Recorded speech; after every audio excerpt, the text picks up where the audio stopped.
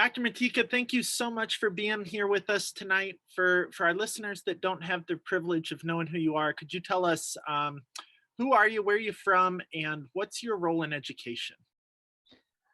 My name is Dr. Joe Mtika. I'm originally from Malawi. It's a small country in the southern Africa, smaller than Nebraska, uh, but it's got a population of 10 times the population of Nebraska. There are 19 million people in Malawi, and I came here for school and decided to stay on, and I became an American citizen. But uh, I thought about doing something different to the people from the country that I came from. And I thought of taking something back to them that is going to be, beneficial to them. And I decided to start a small school known as Norfolk Schools in Malawi. The fact that I live in Norfolk, I decided to name it after the city that I live in. And so the school started in 2015. Actually, I went several years to find out on the feasibility studies to find out what would be feasible. And in 2013, we opened the school. I, had a principal. I said, well, I need to go back to United States, and then we're going to send staff to you. We're going to send books and everything that you need, and you go ahead and hire the teachers. So then I came here, the school opened, and we shipped some books and computers and stuff.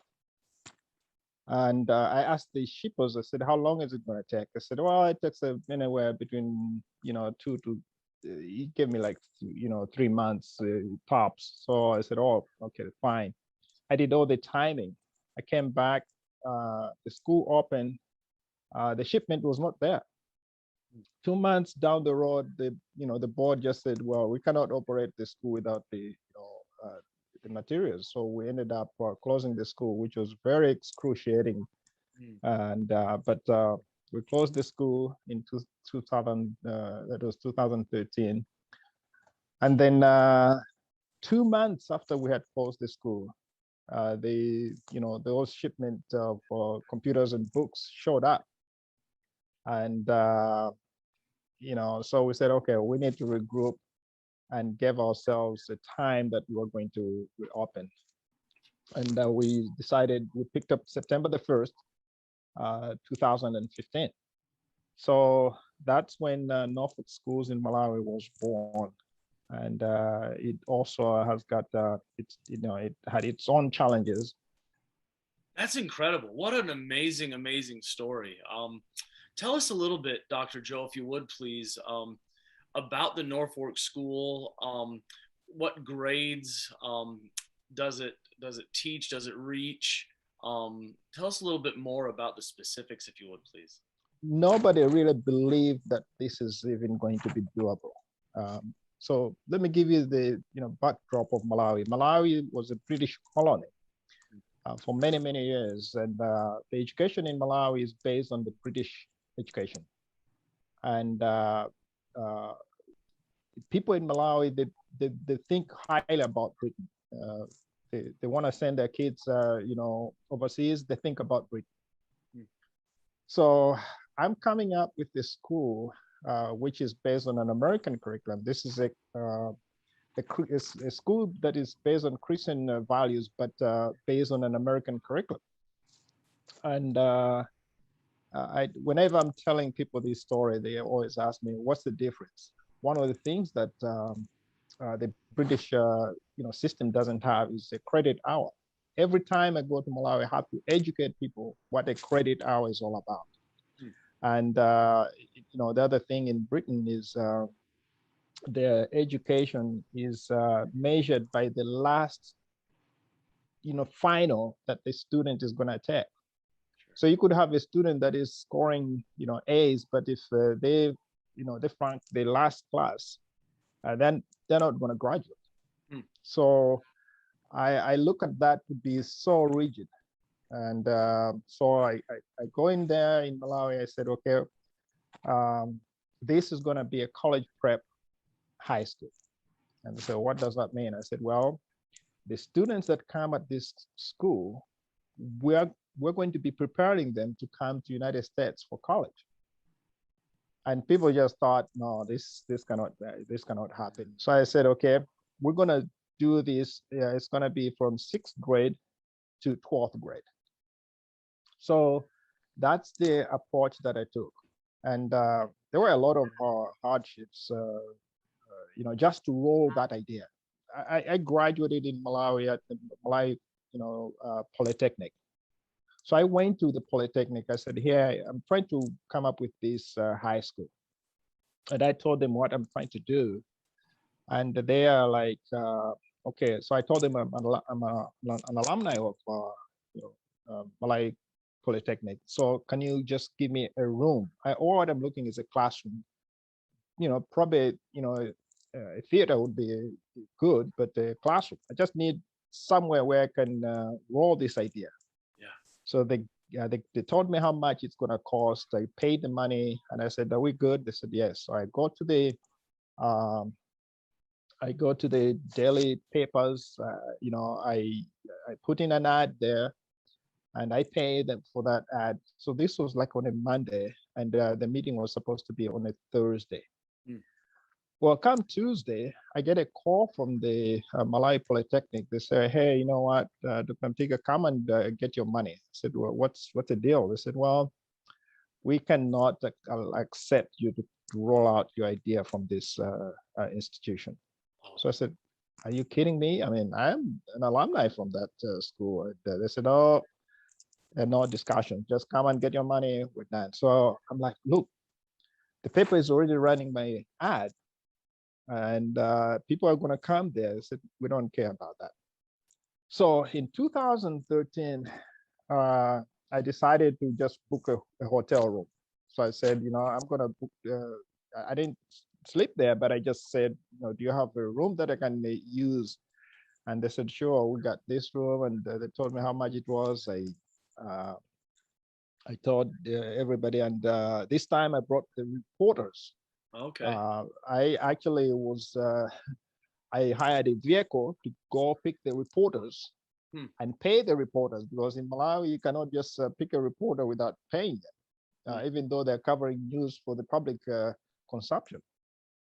So I paid them, and I told a few people, and also put some ads in the paper. When the day that I wanted to roll the idea came, there were more reporters than there were the people that showed up. Oh, wow. So I'm like, well, this is not going very good. But one thing that I was very sure of is that I had that conviction that God has given me this, that I have to, help the people of Malawi in this way. Went to Norfolk Public Schools. I said, God is giving me this vision of starting a school in Malawi, and how, but I've never done this. I said, "Oh, how can we help you?" I said, "Anything and everything." They said, "We are more than happy to partner with you." They said, "Could you use some books?" I said, "I have nothing." They said, "Okay, we're going to start putting books aside, and it's going to be a problem to take it to Malawi." I said, "Well, that problem, I think I will accept it." Eventually, they're like, "Hey, we're phasing off some computers. Do you think your school would use some computers?" I said, "Oh man, this would be a huge boost. A lot of people in Malawi, I mean, they graduate the high school, they've never touched a computer. So this is going to be a real good boost." So they said, "How many do you think you can use?" So I said, "I can use all of them." And they started laughing, because I had no clue what I was asking. So they said, "Oh, no, you can, okay, let's go show you where they are first." So we went to the maintenance department where they had kept these computers. I mean, I was shocked. Norfolk is not it's not Omaha. This is a small town of only 25,000 people.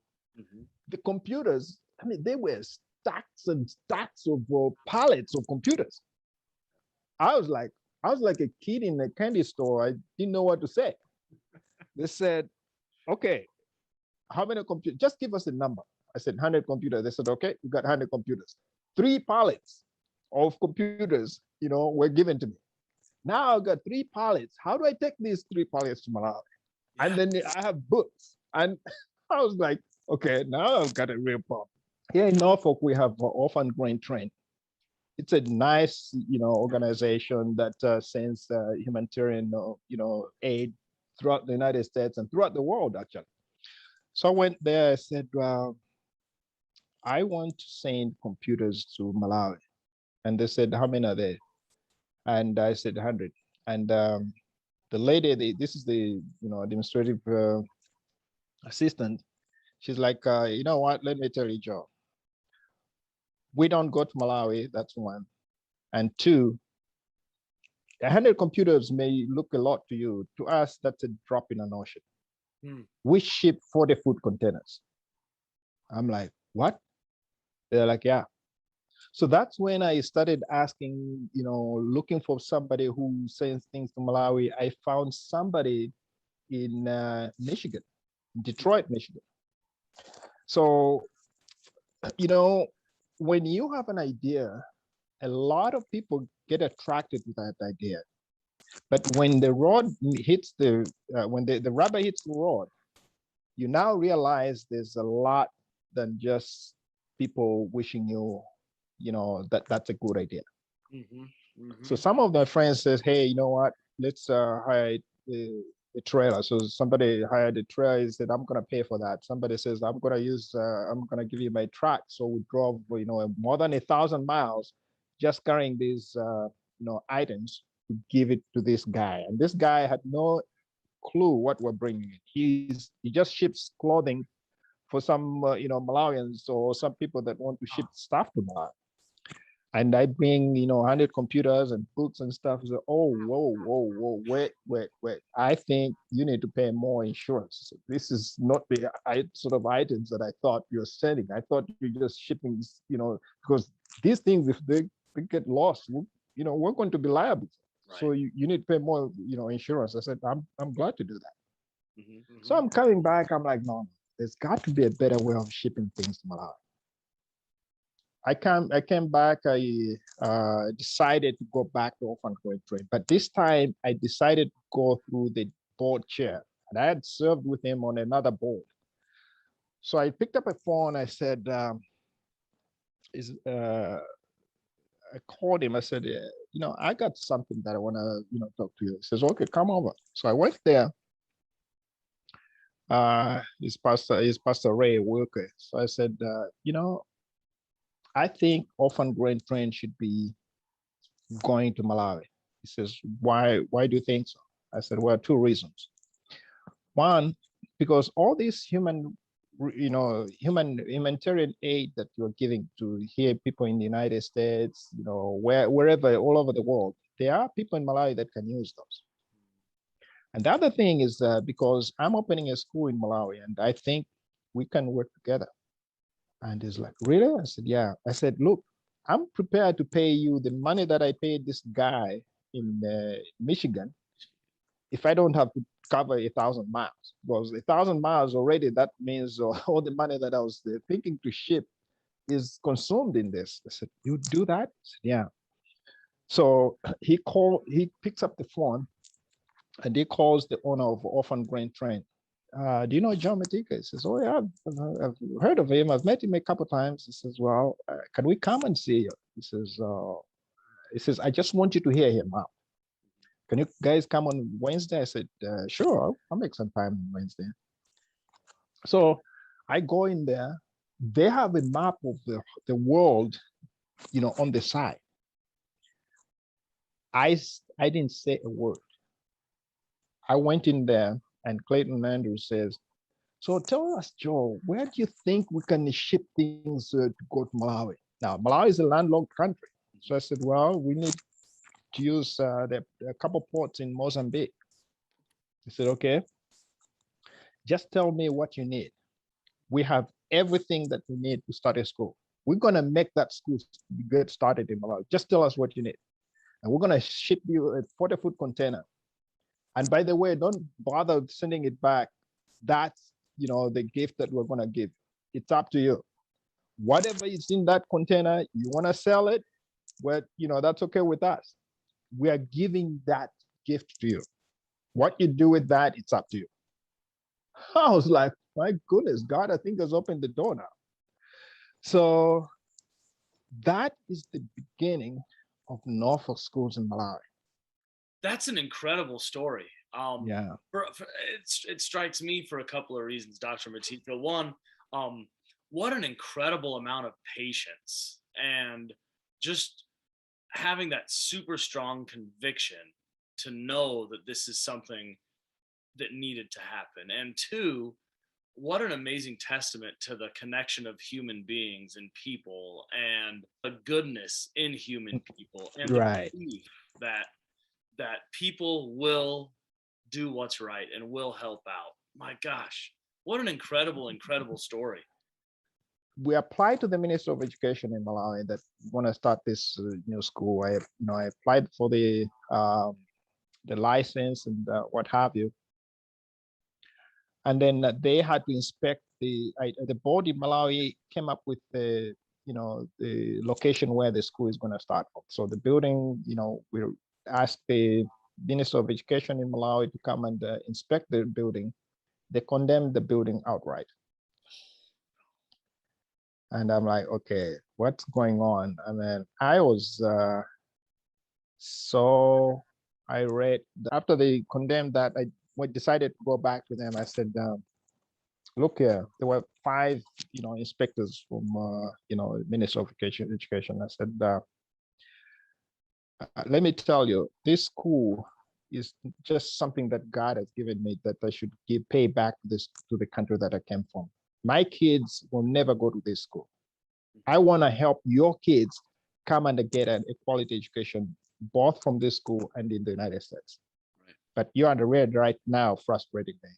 I've got a container full of items. Right now, I feel like I should jump on the next flight going back to the United States and just let the government deal with this the way they want. If they want to sell the container, that's up to them. I said, you know what? People in America told me I was, crazy thinking of opening a school in Malawi. And now I can understand. It's ideas like yours, that have chased people that want to open a school in Malawi, a decent school in Malawi. After I said those words, I told them, I said, right now, I'm going to rebook my ticket. I'm going back to the United States. You do whatever you want to do with that container. I don't care. It's your kids that I'm trying to help. After I said those words, you could hear a pin drop. Oh, you know what, Dr. Mtika, I think maybe we can help you. You shouldn't leave. And I said, no, right? You guys are frustrating me. I'm so frustrated right now. I cannot stand being in Malawi anymore. So they went ahead and started looking for a place for me. Oh, wow. Those, 5 inspectors. Yeah. And they came up with a place that was abandoned by another school.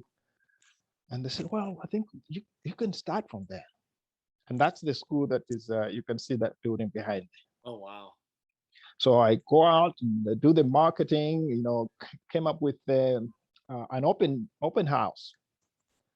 People in Malawi didn't know what an open house is. I had to explain what it's, what I'm trying to do. So I tell the reporters again, I brought the reporters, and we had music going on, and people said, what's going on? And I said, well, there's a school, there's a guy from the United States who's going to start a school from there. So people came and went popping cookies and they're, checking out the school, and I'm like, wow, this is it. This is really going to work this time. So came September the 1st, 2015. That's the day we're going to open the school.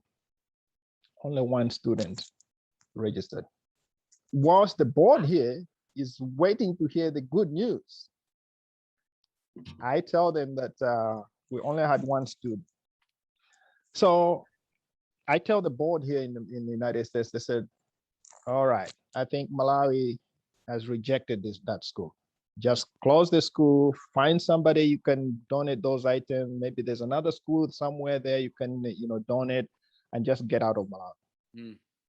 So I tried to reason with them and say, hey, we've already paid rent for 3 months. They said, well, forget about that, Brent. I mean, there's no way this is going to work. Yeah. So just when I was about to pull out of Malawi, God was telling me, he says, at least you've got one student. I had to stay behind because of that student. Mm. And his parents says, well, just forget about that school. Let's just go to the other school that you were going there. And the kid says, no, I love those people. Those people are nice. I want to continue going to that school. So there were three of us teaching. I had two other teachers.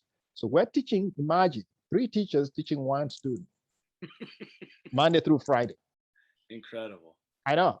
I was like, this is really a wrong number. I think I better pull out of this place as quickly as I can. But God was saying, wait. We ended up, and so we have, imagine, 100 computers, one student, and three teachers. So we decided to open up the computer school and, start teaching people and kids how to, use a computer. Well, after 3 months, I had to come back and face the music. So I come back here in the United States. I have to meet the board, and the first thing they said, "Okay, why were you still in Malawi all this time?" Mm-hmm. So I said, "Oh, you remember you said I should find somebody that I should donate the items?" They said, "Yes." I said, "Oh, I found that person." And they said, "Okay, who's that person?" I said, "The person is Joe Mtika."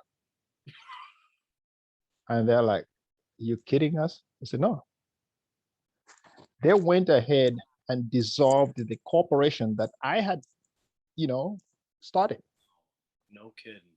Yeah, I tried all what I could, Mm-hmm. but the vote came. We were short by one vote, and they decided to dissolve the school, the board, the corporation. Mm-hmm. So the first school, the name was Norfolk Private Schools Malawi. Hmm. So when they did that, I decided. I said, "Well, you guys told me to, find somebody. You got to donate those items to me." So they accepted donating all those items to me. Sure. And I started another corporation with the name Norfolk Schools in Malawi, Incorporated. Hmm. And Lincoln accepted because I asked them, is it okay if I go with that name? They said, well, I think it's different enough that you can go ahead. So I registered that company.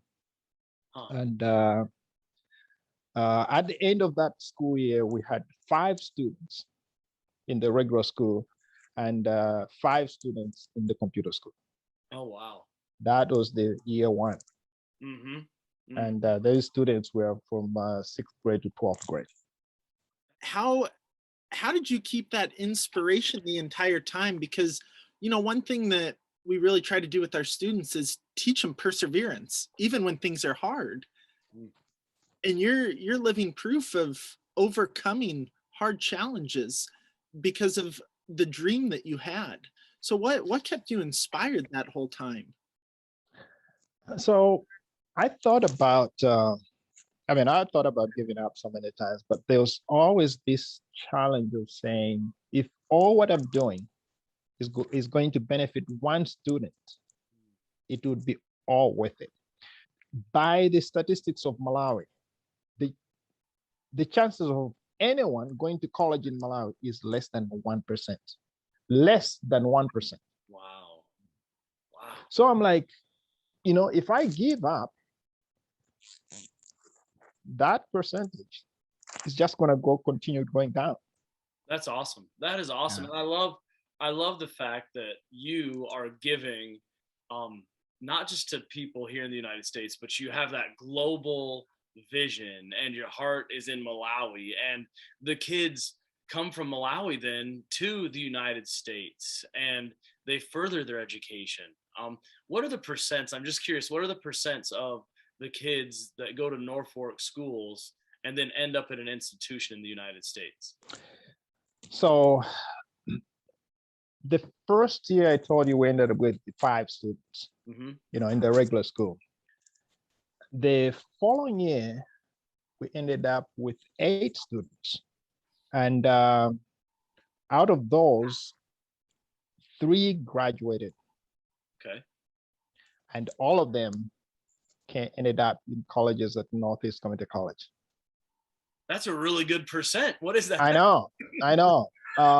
So 3 that's almost 50%, Joe. That beats 1% by a long yeah, ways. but that was 100% of the students that graduated. Yeah. So there were 3 that graduated. All of them ended up here. And the following year, we had 20, about 20 students. And out of those, 12 graduated. Wow. Out of the 12, 11 ended up here. Unbelievable. That's amazing. Those are huge numbers. Yeah, my gosh. And the school has been going on since 2015 to now. We have more than 30 students that are here in the United States studying. Wow. Since 2015. That's amazing. Yeah, that's awesome. We have also partnered with Northeast Community College and Wayne State College, my alma mater, to help bring these students over here. Something that Josh and I talk a lot about is that we need to model partnerships, and we need to model what it looks like to embrace the community. And it sounds like you really took your vision and went searching for partnerships, and you asked the questions, and people are more than happy to help out and support. Yeah, so I'm not ashamed to ask people to help, because I'm not asking that for myself. And like I told these inspectors in Malawi, I said, my kids are not going to go to this school. I'm helping the students in Malawi have a better life, better education, and come up here, get an education. And what they do with that education is up to them. They want to work here in the United States, or they want to go back to Malawi and help the country of Malawi. That's up to them. God gave me this vision of bringing them here and give them an education. That's my vision. Problems traveling in Malawi. I'm using public transportation. It's not, by the time I'm done, traveling, I'm about ready to come back to the United States. So I asked for a vehicle. So one member from our church donated a vehicle. And likewise, I went back to, often grain train and said, well, we have now a vehicle apart from the other things that you're shipping. So they shipped that vehicle to Malawi. Oh, wow. And then when it arrived in Malawi, the government of Malawi, we always ask them to give us a duty, waiver. But they didn't give us a duty waiver on the vehicle. So we had to pay, $500 duty. But I was not happy because they confiscated everything else. When I got back from Malawi in 2017, I was not happy that they confiscated some of the items. So I wrote letters, and one of that letter ended up at the Malawian ambassador's desk in Washington, D.C. And he had just come from Brazil. And he said, is this guy for real? Do you know Dr. Joe Mtika? They said, well, yeah, we know him. He started the school in Malawi, and this ship stopped in Malawi. So he's a real person. It's not like he's just making noise. So he started, trying to get hold of it. And one time I find my phone, and there's a number from DC, and there's like, oh, my name is, so-and-so, I'm the new ambassador, and I really want to talk to you. So so that's sometimes you listen to messages, you're like, oh gosh, this is just a waste of time. So I found out, I'm like, no, I'm losing nothing if I, call this number. So I call him back, and he really introduced himself. I'm so-and-so, I'm the new Malawian ambassador. I've read your letter. I am so sorry. Do you live here in DC area? I said, no, I live in, Nebraska. We're very far away from there. He says, if you were in DC area, I would have come to your office and apologize. Oh, wow. You are one of the people we should be patting, your back because of what you're doing. And we should be supporting you. Can we bury the hatchet and start all over again? I said, what do you mean? I'm skeptic about politicians. I'm like, oh, I don't know about this guy. It's like, no, I want to give me a chance to work on this. Oh, wow. I will from now tell you every step that I'm taking. The letters that I'm going to be writing, I'm going to be copying them to you until we get this resolved. You are the person we should be supporting. We need, like 5 people like you to be, helping Malawi. He started the process. I mean, I said, I got nothing to lose. So he started the process. And in 10 months, they gave us those items duty free. Wow. After 10 months, I was so excited. And I called him, I said, Your Excellency is, His Excellency Edward Saueringer. I said, Your Excellency, you've done me a lot of favor. I want to do something for you and, Malawi. He says, what is that? I said, I want to thank you. I want to make the city where the school is located in Malawi and the city that I live in to be sister cities.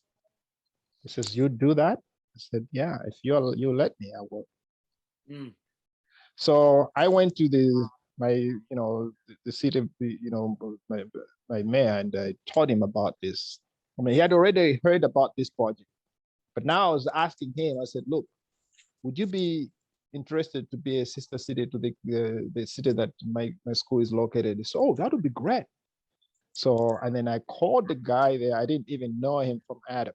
So I called the mayor in Malawi, and they told me how to get hold of him. He was at that time traveling in South Africa. So they gave me his phone number. I called him and I introduced myself and, and the school that I've started in Malawi. I said, would you be interested to be a sister city to Norfolk schools in Norfolk, Nebraska, where I live? I said, oh, that would be such a great honor. So I said, well, you have to promise me one thing. He says, what is that? I said, you have to promise me that you're going to travel to the United States and come to this small town of Norfolk, Nebraska. Because Blanta, where the school is located, is a bigger city. It's a city like Omaha. Okay. So about 1 million people. And you can imagine now you're talking about a city which is only 24,000.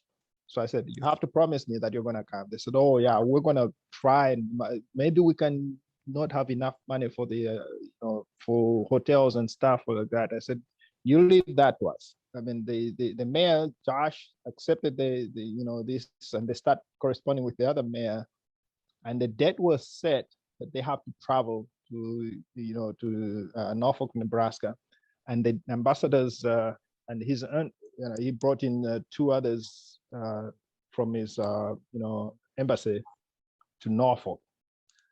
During that time, Norfolk Daily News got 7 days covering everything about Malawi, how big Malawi is, what's the economy of the country, why these dignitaries are coming to a small town like they're talking about the school, and all that is now gathering momentum.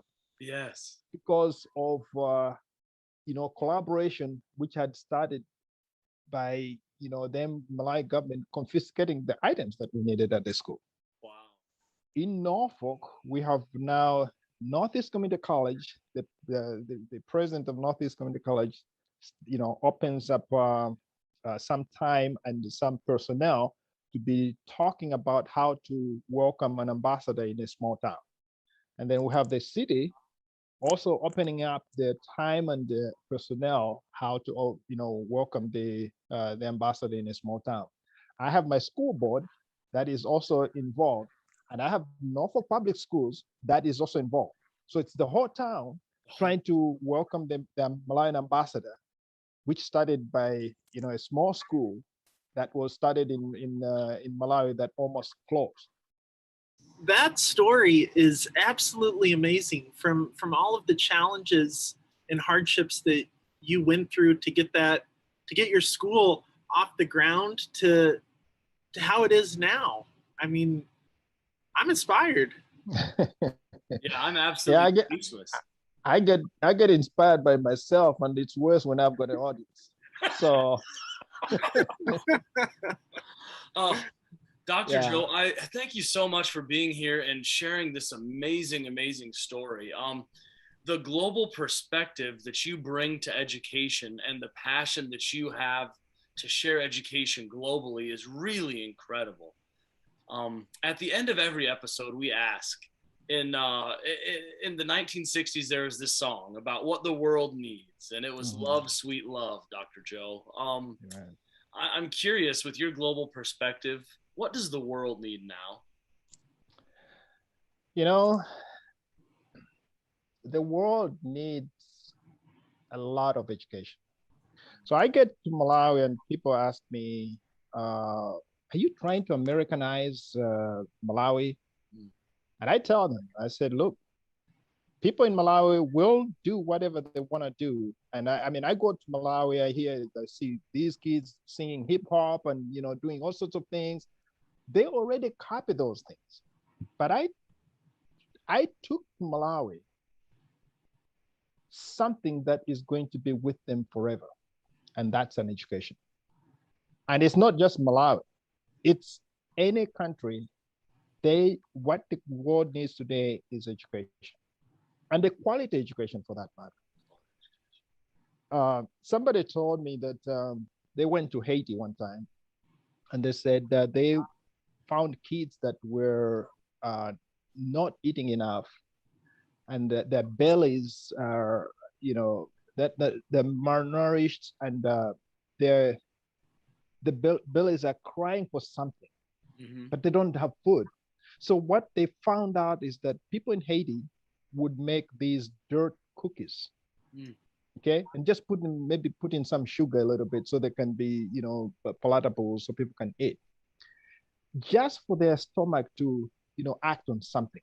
But you and me know that there's very little value that their bodies are going to get from dirt. I mean, I live in the United States. I went to college. I've got college degrees. I cannot start a school that is going to be giving kids dirt cookies. Right. I want to give them an education that is going to transform them. I want to give them a quality education. Norfolk Schools in Malawi is the only center in Malawi that offers ACT. So these kids sit for ACT, and once they sit for the ACT, those results are sent to the colleges here. And the colleges are able to see and realize that these students are capable to compete with other students when they come here. Wow. That is what the world needs. We need a quality education. We need an education that is going to be with the students and transform not just them, but their families, their communities, their countries. Yes. One of the students, and I have so many stories, but I want to end up with this one. During the pandemic, you told me about the challenges of pandemic. In Malawi, the schools were closed for some time, several times actually. One of the students that is studying here, an alumni of Norfolk Schools in Malawi, she works as well as going to school. Her dad could not go to school, could not teach. So he was at home doing nothing. And this student here said, Dad, don't worry. I'm going to be sending money every month. You're not going to starve during the pandemic. And that's what happened. And this girl is not graduated, but she was able to do that because she is able to go to school and able to care for her family back home in Malawi. That's what the world needs. Dr. Joe, thank you for being here with us and ending with that great reminder of the power of education and what teachers carry with them and what school carries with it for each kid. Yeah. This has been an absolute pleasure. Thank you for having me. It's quite an honor to me. I didn't know about this podcast. Now I'll be, looking forward to hearing more about it.